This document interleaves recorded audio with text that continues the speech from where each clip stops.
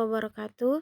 Perkenalkan, nama saya Arya Apriyanti. Saya dari Prodi Pendidikan Agama Islam semester 1 dan saya berasal dari UT Kota Tarakan, Kalimantan Utara.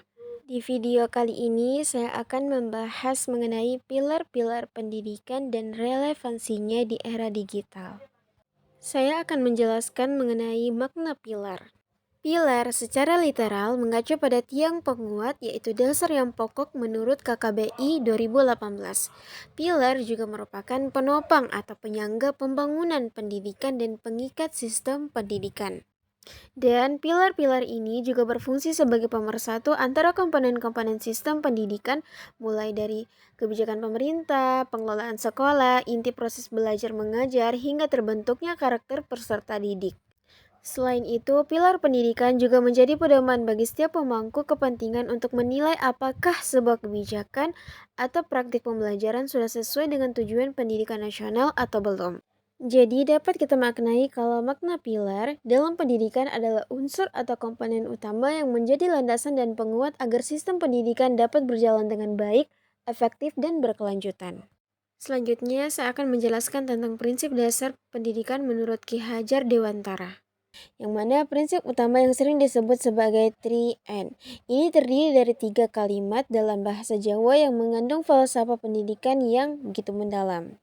Yang pertama, ingarso sungtuludo, mengacu pada makna bahwa seorang pendidik harus dapat menjadi model di hadapan anak didiknya agar mereka bisa menemukan figur yang layak dan patut dicontohi baik dalam bersikap maupun berperilaku. Kedua, ingmadio magun karso, mengacu pada makna bahwa seorang pendidik harus dapat menjadi pendukung dan pemberi semangat di tengah-tengah anak didiknya agar mereka senantiasa menjadi peserta didik yang percaya diri dan bersemangat dalam melalui proses pendidikan. Yang ketiga, menurut Tut Wuri Handayani, mengacu pada makna bahwa pendidik harus selalu memberi dorongan dari belakang kepada anak didiknya agar mereka dapat belajar secara mandiri. Ketiga prinsip ini saling berkaitan dan membentuk satu kesatuan yang utuh dalam sistem pendidikan. Karena dalam konteks pendidikan kontemporer, saat ini prinsip ketiga ini menjadi sangat relevan mengingat berbagai tantangan baru seperti perkembangan teknologi, informasi, globalisasi, dan perubahan sosial yang begitu cepat. Jadi prinsip-prinsip ini dapat menjadi pedoman bagi para pendidik untuk menghadapi tantangan tersebut tanpa kehilangan identitas dan nilai-nilai luhur pendidikan Indonesia. Ketiga prinsip pendidikan Ki Hajar Dewantara ini masih sangat relevan diterapkan pada era digital saat ini. Seperti dalam pembelajaran daring, guru harus tetap menjadi teladan ingarso sungtulado dengan menunjukkan sikap disiplin, bertanggung jawab, dan bijak dalam menggunakan teknologi. Dan guru juga berperan membangun semangat belajar peserta didik. Ingmadia Magun Karso melalui pembelajaran yang interaktif dan kreatif. Selain itu, guru juga perlu memberikan dorongan serta pendampingan agar peserta didik mampu belajar secara mandiri dan bertanggung jawab.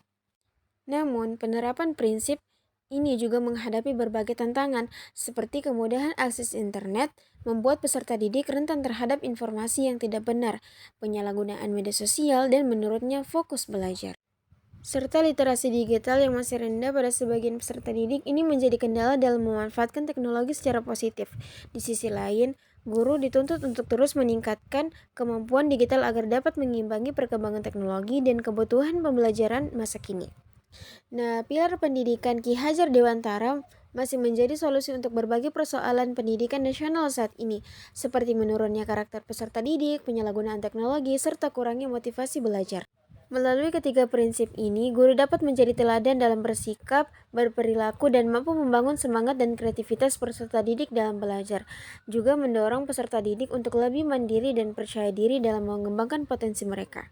Nah, kunci keberhasilannya terletak pada kemampuan guru untuk beradaptasi dengan teknologi tanpa kehilangan nilai-nilai dasar pendidikan karakter, yang mana guru harus memanfaatkan teknologi untuk tetap memberikan teladan yang baik, membimbing kreativitas siswa, dan mendorong kemandirian belajar mereka. Baik, itu saja yang bisa saya sampaikan.